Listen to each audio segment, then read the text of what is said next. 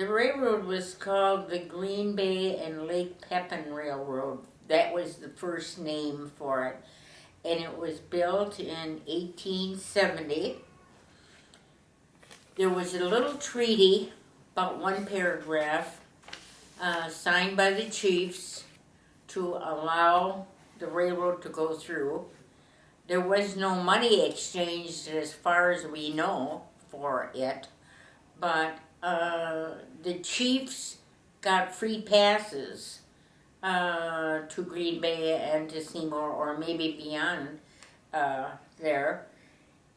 And when the chiefs died, there was no more compensation or benefits from the railroad to anybody. The railroad was useful to the Oneidas because many of them would take the railroad, it was a passenger train, and they would take it to Green Bay and get on a streetcar and go to another city from Green Bay on a streetcar, like say from Green Bay to De Pere. And but they'd use a train here at Oneida to go from Oneida to Green Bay to connect up with the streetcar. Or they would use the train to go to Seymour and do some trading or selling their cattle or whatever. And they did that. The other thing that happened is that the bishop for the Holy Apostles Church often came on the train to meet with the parishioners from the Holy Apostles Church. And when he came, it was a big celebration that the Oneidas would get their band together and they would get their horses and buggies and they would go up the hill to the train station and meet the bishop and bring him back down the hill, and the band would play all the way. And that was what happened with the train. The other thing that isn't very nice, and it's not a good story, but it is what happened, is that some of the men would get too much to drink and end up on the railroad and get killed. And that was more than once. There were several different incidences. In one case, a man lost his leg, but he lived. And I think we have a picture of that man with his artificial limb or prosthesis. And there were stories of other men that either didn't hear the train coming or whatever the case was, but they died in a train, with the train. Right. Also, we had a train accident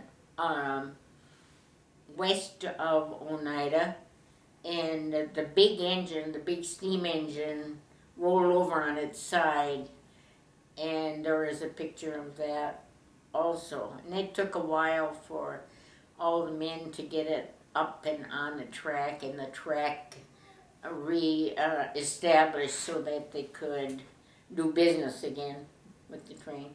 Mm-hmm. There's a lot of stories about the track. There was, what do they call that? There was a pumper kind of a thing that, well, there were many men who had lifetime careers on the railroad, working on the railroad. And they had this car that they put on the track, and it had and they had the pumper on it. Yeah, and they could go either way, and they could lift it right off the track when the train was coming. So they used that to do their work, the maintaining of the railroad track. And there were quite a few men who had lifetime jobs on the railroad, on the Oneida Railroad. Is there any train tracks still there today? No train tracks. They are taken up now. They are gone. How do you feel about that? Well, I was, this is a long story, but I'll make it short. I was on the Nuclear Regulatory Commission licensing support system for gathering up high level atomic waste and putting that waste into lead casks and then sealing the casks, putting them on a railroad, and then shipping them to Yucca Mountain in Nevada, and placing them in these holes at Yucca Mountain, and sealing up the hole, and that was supposed to keep that safe from people for 10,000 years. And I went to one of these nuclear regulatory commissions, and they had a map of Wisconsin. They had a map of the whole United States, including Wisconsin, and the railroad that was going through our reservation. And they were talking about shipping this high-level waste on the Green Bay and Western Railroad track. And I brought that information back here, and I gave a presentation to several different groups here, including the police department, who should be aware of safety issues and that kind of thing. And so I was glad that the railroad track went, because they were planning on shipping high-level waste to our reservation. And you cannot, nobody can, tell when an accident might happen.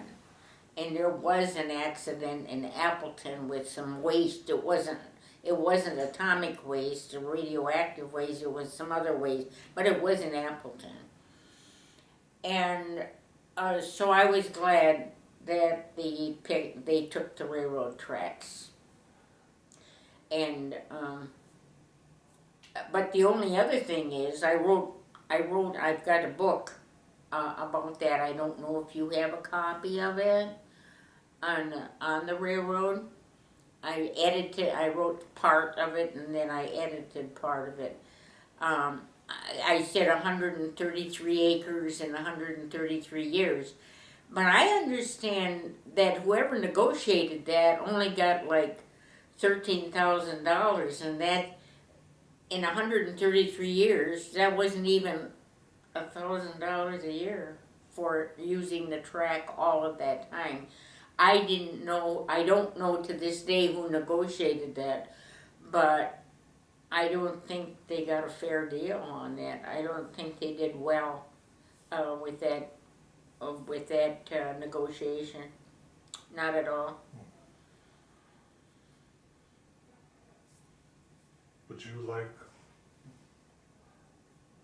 since the train track ain't there now in central Oneida, do you feel there should be some sort of memorabilia in central Oneida? Something that... I would like to see a railroad station put up again, and have, the mementos in there, the items, maybe even a small railroad type museum, and maybe selling things like coffee and ice cream and quick items like that in the railroad station. I think we should have that, and I'd like to see one that looks just like the old railroad station. Is there artifacts and pictures of the old? There are pictures. We have about 3 or 4 pictures of the railroad station at different times, because there were additions put on it and things like that, with the name Oneida. The Oneida, it says Oneida 10 miles or something on there. When did they stop using it? Pardon? When did they stop using the train?